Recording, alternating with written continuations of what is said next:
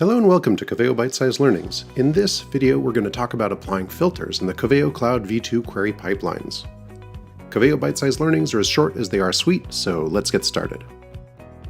I've built a very simple page for sorting cases in order to ease the support workflow and ensure customers are getting responses in a timely manner consistent with or better than our service level agreements. At the top of this search page, we have 3 tabs. The default is our focus tab, which is all the cases that we feel need to be given immediate attention. Then we also have a list of all the cases that are outstanding but not on our focus list. And finally, we have our resolved cases available for review. Looking at the page in our editor, we can see how these tabs are configured. Hover over one and choose the edit option, and we can see that we have filter expressions set up for each tab. At the moment, the focus tab is just set up to show new cases in order to ensure they get immediate attention. Our pending tab is set to show cases that are open or waiting for customer or internal feedback. And finally, our Resolved tab shows all the cases with a status of resolved. We can see these filters in the Coveo tab component configurations in the code view as well. Looking at the Pending tab, I see we've configured a facet to show the customer reported priority of the case, and we've got a couple which are tagged as urgent, and I'm worried that they are not getting resolved fast enough. I think we should consider including those in the Focus tab as well. To do that, I'll edit the tab's filter to augment the condition to say that any case which is not resolved but has a priority of urgent should be on the list.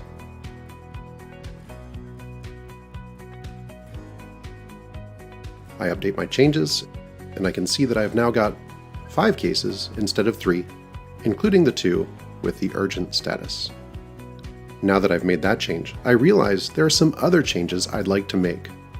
Maybe I could add in a condition to include cases waiting on internal feedback for more than 2 days, and cases waiting on customer feedback for more than 4 days, for example. But because my filters are actually embedded in the HTML code, I need to go back to my website developers and have them make the changes along with all of the resource and change management overhead that implies. Except that now, with query pipeline filters, you can simplify and streamline your processes. Of course, you'll want to have the appropriate level of change management controls in place. But because you're not actually changing HTML code, you can invoke a process more tailored to the task at hand. Normally, that process would involve duplicating your existing pipeline and making any changes in your duplicate in order to allow appropriate testing and promotion. But for purposes of this video, we'll do our work right in our default pipeline. We'll go into our filters and add a rule. And to get that rule, we can go back into our page and copy and paste our starting point in place here. Save the change, and we can delete the filter from the tab. And we can see we still have the same 5 items. Looking at the other tabs, we can see that something is terribly broken. This is because the filter is being applied unconditionally. This is why you would normally not edit an active pipeline directly. To fix this, we need to apply a condition to our rule before we can go on. Looking at our Focus tab, we can see that it has an ID of focus, just like the caption. Let's go ahead and set up a tab-based condition for our new rule. Select it, choose More, then select a condition, add a condition, tab is focus, add the condition and select it,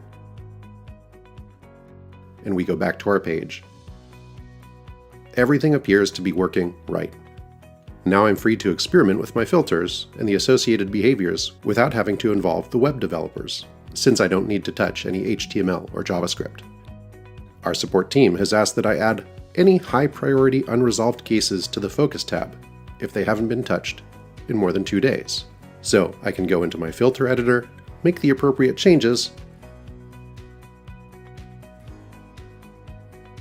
and voila, once I do my validations and make the change live, we've got our updated functionality in the page.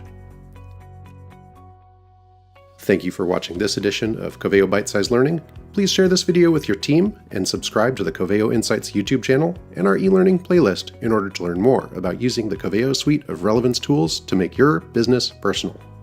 For more in-depth training courses, please visit www.coveo.com/training.